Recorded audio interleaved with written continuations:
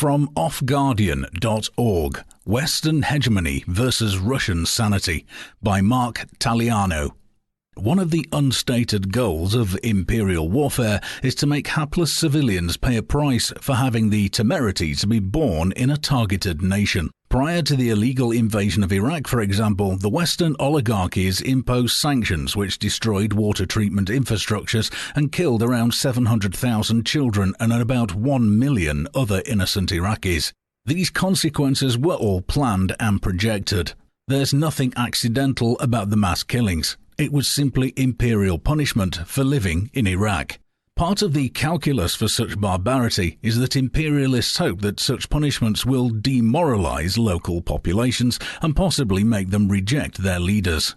It falls under the euphemistic categories of destabilization and collateral damage. More accurately, it is targeted mass murder. Why did the Western oligarchies choose to destroy Iraq and its people?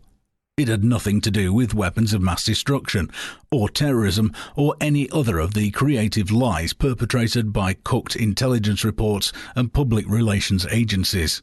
More accurately, CIA asset Saddam Hussein had decided to stop using the US dollar for foreign trade. Once Iraqi oil fields were under US control, oil sales were switched back to the dollar. Multitudes of innocent people were slaughtered and continue to be slaughtered for the US dollar, oil, and oligarch profits.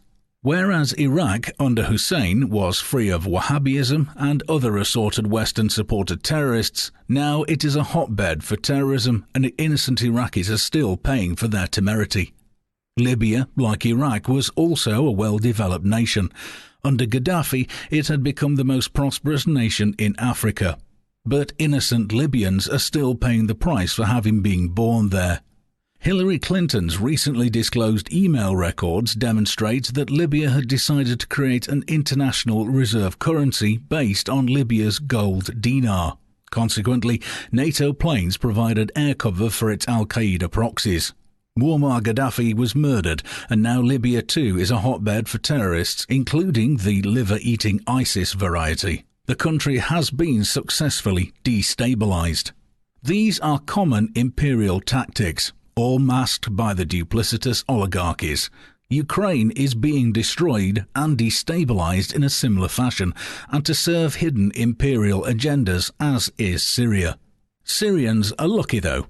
The Syrian army, Russia, Iran and affiliated forces such as Hezbollah are successfully defeating the Western terrorist proxies, including al-Nusra Front and ISIS. All of this mass death and destruction points to huge geopolitical shifts, as it shines a light on the forces of justice and freedom and opposing forces of death and destruction. Russia and its allies represent stability, international justice and freedom, while the Western oligarchies represent the opposite.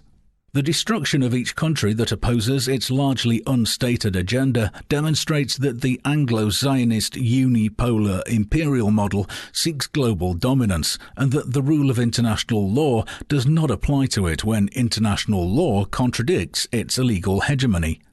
The unipolar model does not tolerate alternate societal or economic models. It entrenches the rule and prosperity of the predatory 1% oligarch class, and it's based upon tacit notions of white supremacism.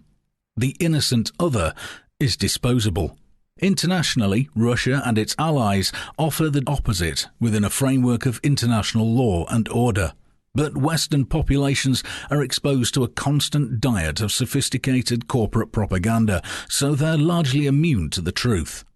Currently, the Orwellian notion that white is black and black is white describes the degenerate Western mindset.